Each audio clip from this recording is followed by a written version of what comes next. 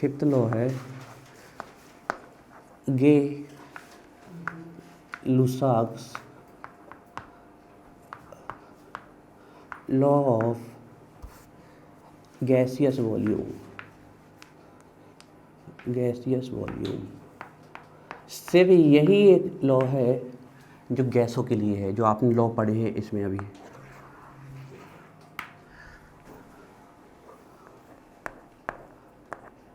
The law is only for gases. ये बात को ध्यान रखिएगा, the law only for gases, ये सिर्फ गैसेस के लिए। बहुत सिंपल लॉ है ये। हाँ, वो उसी में है, ये लुसाक ने, इसलिए अलग से नहीं लिखा ना, क्योंकि वो नाम उसी में था, गे लुसाक ने दिया था। The law is only for gases. अच्छा देखिए, ये लॉ कहता क्या है, सिर्फ गैसेस के लिए है। और ये भी कहा है इनने कि जो मेजरमेंट होना चाहिए, जितना टोटल मेजरमेंट करोगे वो सेम टेम्परेचर है, सेम प्रेशर पे होना चाहिए। ये नहीं कि आप एक समय मेजरमेंट कर रहे हो तो टेम्परेचर प्रेशर की कंडीशन एक है और दूसरे समय अलग है। हालांकि प्रेशर तो कांस्टेंट ही है, चेंज क्या होता रहता है, टेम्परेचर आपका। अब हम कह रहे हैं कि हम यहाँ पर खड़े हैं तो भी हमारे पर 1 बार का प्रेशर लग रहा है, हम बाहर खड़े तो भी कितना लग रहा है, 1 बार का प्रेशर है। लेकिन यहाँ हमारा टेम्परेचर अलग है, बाहर चले जाएंगे तो अलग। तो चेंज क्या हो रहा है, लगातार आपका टेम्परेचर लगातार चेंज हो रहा है, उसको कांस्टेंट करना पड़ रहा है। इससे सिंपल लॉ नहीं मिलेगा आपको, गे लुसाक से सिंपल लॉ सबसे सिंपल लॉ है, सिर्फ गैसेस के लिए है। जैसे हमने कहा आपका N2 कॉम्बाइन विथ H2, समझिएगा ध्यान से। तो ये बहुत ही फेमस प्रोसेस है, Haber process of manufacturing of ammonia. Iron की प्लेस में टेक करती है, आयरन कैटलिस्ट और मोलिब्डेनम कैटलिस्ट प्रमोटर होता है, लेकिन हमें भी उससे मतलब नहीं है, सिर्फ रिएक्शन से। तो ए क्या है हमारी, गैस, ए भी क्या है, गैस, जो प्रोडक्ट बन रहा है वो भी गैस। ध्यान रखिए, a the law is only for gases. अगर हम यहाँ पर मॉलिक्यूल देख लें, किस रेशियो ऑफ मॉलिक्यूल कंबाइन हो रहे हैं, तो 1 मॉलिक्यूल ऑफ नाइट्रोजन, यहाँ से देखना पड़ता है आगे से, ध्यान रखिएगा हमेशा। 1 molecule of nitrogen combining 3 molecule of hydrogen to form 2 molecule of ammonia. आ रही बात समझ में? ये मोल नहीं लिखे हमने, मॉलिक्यूल लिखे हैं। हालांकि मोल भी लिख दोगे तो भी सही, उससे कोई दिक्कत नहीं है यहाँ पर। तो अब ये कह रहे हैं कि अगर गैसेस कंबाइन हो रही हैं किसी रेशियो में, यहाँ रेशियो कैसे कंबाइन हो रहा है, 1:3:2, मतलब अगर 1 मोल N2 की रिएक्शन कराएंगे 3 मोल हाइड्रोजन से, तो 2 मॉलिक्यूल या 2 मोल हमें क्या मिल जाएगी, अमोनिया। तो इनका कहना ये है कि अगर वो सभी गैसेस हैं और आप अगर मेजरमेंट कर रहे हो कांस्टेंट टेम्परेचर पे एंड प्रेशर पे, तो ये जो रेशियो आ रहा है वॉल्यूम के टर्म में भी फिक्स होगा। मतलब कहने का क्या है कि अगर इसका 1 वॉल्यूम लोगे आप, तो इसका कितना लेना पड़ेगा, 3 वॉल्यूम। तो प्रोडक्ट का कितना वॉल्यूम आएगा हमारा, 2 वॉल्यूम। और सिंपल तरीके से बताते हैं, जैसे हमने कहा कि इसका हमें 200 ml चाहिए अमाउंट, तो हमें यहाँ से पता चल गया इस रेशियो से, किसका रेशियो, वॉल्यूम का। तो अगर हमें इसका 200 ml बनाना है तो इसका कितना लेना पड़ेगा, 100 ml, और इसका कितना लेना पड़ेगा, 300 ml। यही ये लॉ है कि गैसेस हमेशा एक सिंपल रेशियो में कंबाइन होती हैं, और अगर प्रोडक्ट गैस है तो वो भी हमेशा वही रेशियो फॉलो करेगा जो रिएक्शन में रेशियो आ रहा है। यहाँ कितना, 1 molecule combining with 3 molecule to form 2 molecule. तो अगर वो गैसेस है और कांस्टेंट टेम्परेचर और प्रेशर पे आप रिएक्शन करा रहे हो, तो वॉल्यूम में भी इसी टर्म पे रिएक्शन करेगी। मतलब 1 वॉल्यूम इसका 3 वॉल्यूम से कंबाइन होगा तो 2 वॉल्यूम। 1 लीटर नाइट्रोजन लोगे, 3 लीटर हाइड्रोजन लोगे, तो 2 लीटर क्या बनेगी हमारी, अमोनिया बनेगी। 100 ml N2 लोगे और 300 ml आप 3H2 लोगे तो 200 क्या मिलेगा आपको, 200 ml अमोनिया। अभी इसके क्वेश्चन कराएंगे तो और अच्छे से आएगा आपको समझ में। लिखिए, according to this law gas is always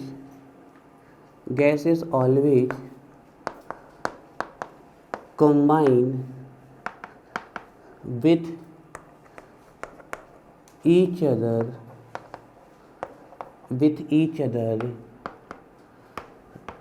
in the fixed ratio of their volume. Fixed ratio of their volume. If product is gas, it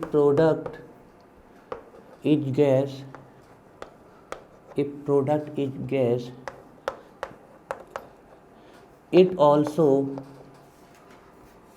do so the same volume. It also do so the same volume. It also do so the same volume according to reaction. According to reaction. Full stop लगा के लिखिएगा। all the measurement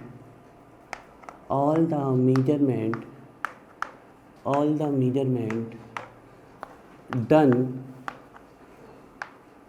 under similar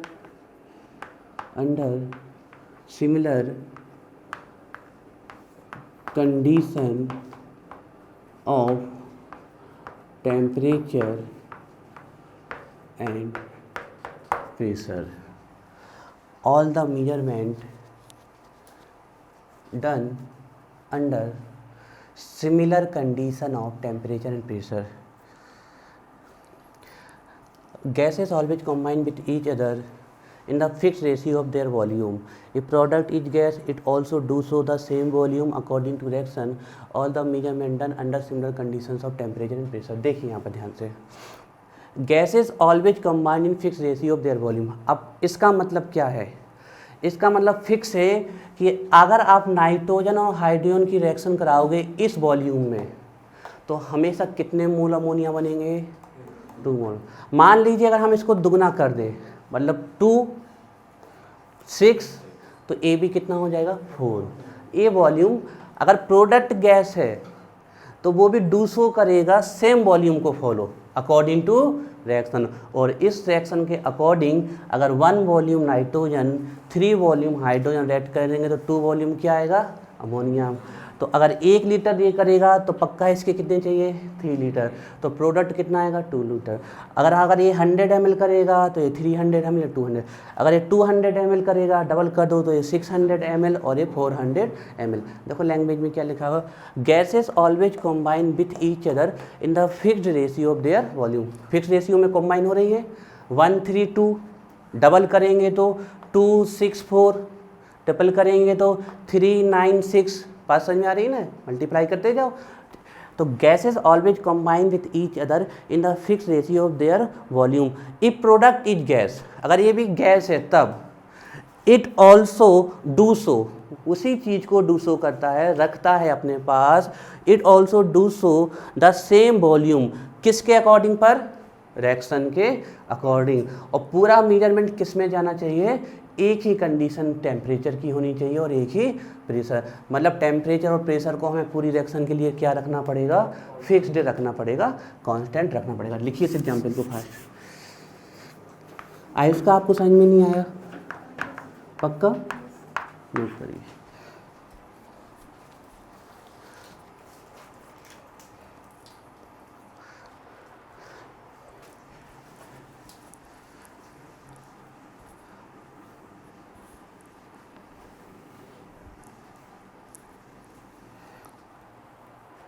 ठीक है, तो इस example को लिख लें आप। और फिर नेक्स्ट एग्जाम्पल जो है वो कुछ इस प्रकार से है। ध्यान रखिएगा, ये सिर्फ गैसेस के लिए है, the law is only for gases. H2 combine हो रहा है आपका Cl2 से, तो ये बन रहा है 2HCl। ठीक है, H2 कंबाइन हो रहा है Cl2 से 2HCl। हमारा क्वेश्चन ये है कि ये बन रहा है 400 ml, ये 400 ml बन रहा है। तो इसको लिया गया 200 ml, तो इसका रेशियो बताना है आपको कितना होगा। नोट करिए इस क्वेश्चन को, एग्जाम्पल के फॉर्म में नोट करिए। वॉल्यूम का देख लेते हैं, 1 वॉल्यूम और 2 वॉल्यूम का रेशियो जा रहा है। तो आंसर जब सबका आ जाए तो बताइएगा। नेक्स्ट करो, नेक्स्ट एग्जाम्पल।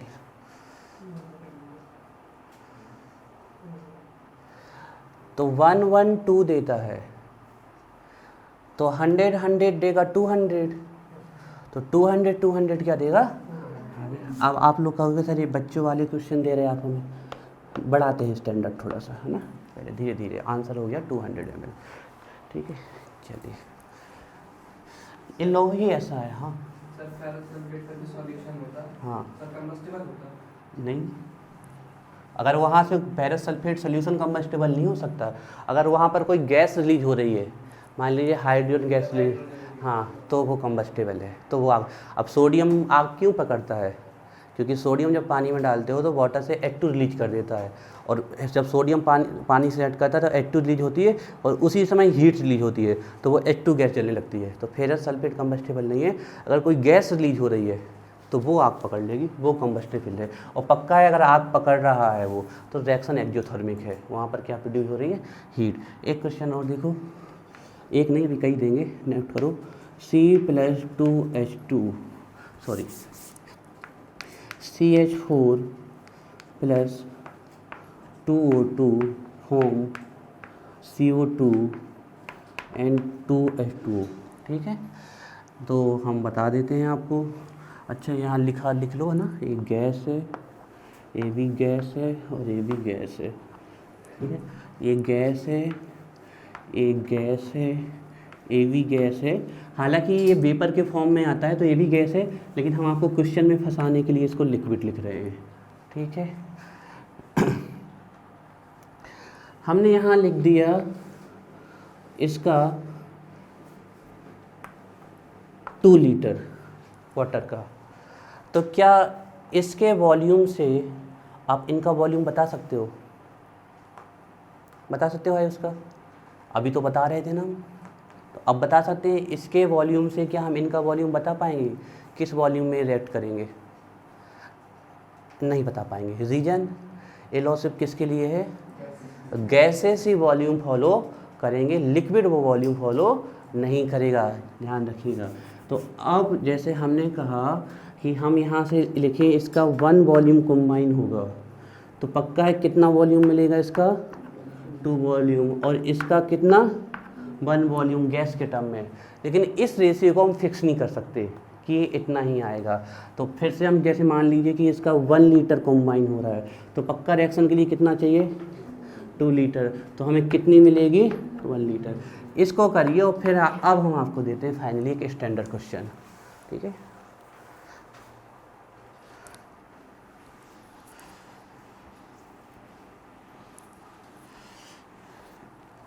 इस क्वेश्चन को कौन सॉल्व कर पाता है, देखते हैं।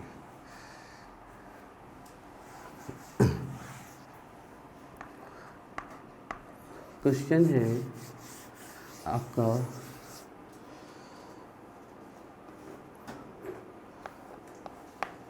N2 react with 3H2। ध्यान रखिएगा, सीधा साधा क्वेश्चन नहीं है, आपको सीधा साधा दिख रहा है। ये पहले भी अभी हम इसका एग्जाम्पल लिख चुके हैं, है ना। तो हमारा क्वेश्चन ये है, when 60 ml of ammonia, when 60 ml of ammonia is react with नहीं, react नहीं लिख रहे हैं ना, react से थोड़ा क्वेश्चन गलत हो जाए। If 60 ml of ammonia and 60 ml of hydrogen is taken, if 60 ml of ammonia and 60 ml of hydrogen is taken, comma लगाइए, then what amount of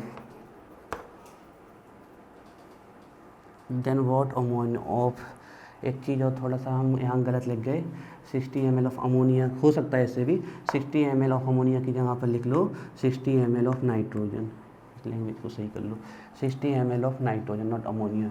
then what amount of ammonia is formed, correct कर लो question. When 60 ml of nitrogen and 60 ml of hydrogen is taken, then what amount of ammonia is formed। करो ये question, देखें कितने लोग सही कर पाते हैं। सबको लग रहा होगा कि बहुत सिंपल क्वेश्चन है।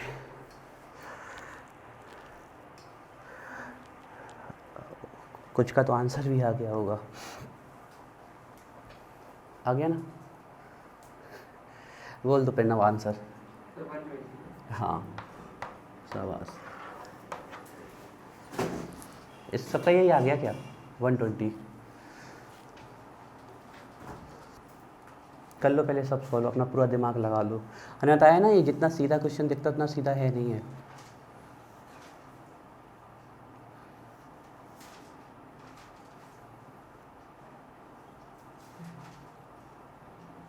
चलें फिर अब सॉल्व करें। चलिए देखो,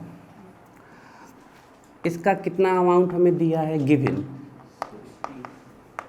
इसका 60 दिया हुआ है और इसका भी कितना दिया गया है, 60 ml दिया गया है। हमने साफ साफ रिएक्शन में लिखा गया है कि इतना लिया है, कहीं भी लिखा नहीं इतना रिएक्ट कर रहा है। आप लोग एक बात ध्यान रखिए, इतना लिया गया है, ठीक है। और रिएक्ट भी कर सकता था, इसका क्या करना है हमें पता करना है। चलो देखते हैं, अब देखना ध्यान से क्वेश्चन को कहाँ पे घुमाया गया है। अगर इस रेशियो के अकॉर्डिंग चलें हम, तो इसका 1 वॉल्यूम कितने वॉल्यूम से रिएक्ट करता, 3 वॉल्यूम से, तो ये हमें कितना मिलता 2 वॉल्यूम। मतलब अगर इसका 1 लीटर दिया गया होता तो इसका कितना चाहिए था 3 लीटर, तो इसका 2 लीटर। तो इसका मतलब ये है कि अगर ये 60 ml दी गई है तो इसका कितना चाहिए 180 ml, तो फिर ये कितना बनता 120 ml। चेक करो क्या ये हमें 180 ml दिया गया है, रिएक्शन में कितना दिया गया है, तो फिर ये रेशियो कैसे आ सकता है। कहा था ना हमने कि क्वेश्चन जैसा दिख रहा है वैसा है नहीं। इसका 60 ml अगर दिया गया है नाइट्रोजन का, तो अगर हमें इसका 180 ml दिया गया होता तब ये कितना आता 120 ml। अब दिया गया है ये भी 60 ml आपको और ये भी 60 ml, लेकिन इसके 60 ml से रिएक्ट करने के लिए इतनी हाइड्रोजन पर्याप्त नहीं है।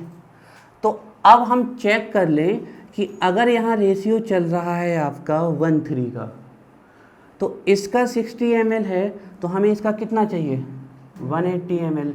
लेकिन हम इसके 60 ml को अब बढ़ा तो सकते नहीं इसके, क्योंकि हमें रिएक्शन में इतना ही दिया गया है।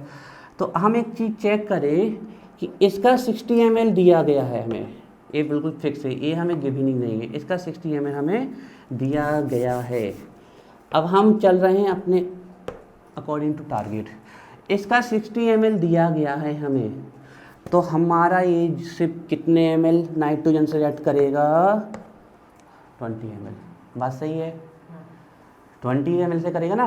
भले ही हमें 60 ml दिया गया है, लेकिन इतनी हाइड्रोजन सिर्फ कितने से रिएक्ट करेगी? 20 ml नाइट्रोजन से। आ रही बात समझ में? कैसा रेशियो चल रहा है? 1:3 का। अगर 1 लीटर ये है तो 3 लीटर चाहिए, तो 2 लीटर बनेगा। तो अगर इसका 60 ml दिया तो इसका कितना देना चाहिए था उनका? 180 ml। लेकिन उनने इनका कितना दिया है? 60 ml। तो इस 60 ml से कितने नाइट्रोजन से रिएक्ट कर सकता है? तो इस रेशियो का रेटिंग अगर ये 3 रेशियो में लिया गया है तो इसका कितना रेशियो चाहिए? 1। तो सब इसका कितना रेट करेगा? 20 ml। और बाकी 40 ml वैसे ही डला रहेगा, क्योंकि 40 ml से रेट करने के लिए नहीं है। तो 20 60, तो आंसर क्या हो जाएगा हमारा? 40 ml, है ना। जे है हमारा इसका आंसर। नोट करिए।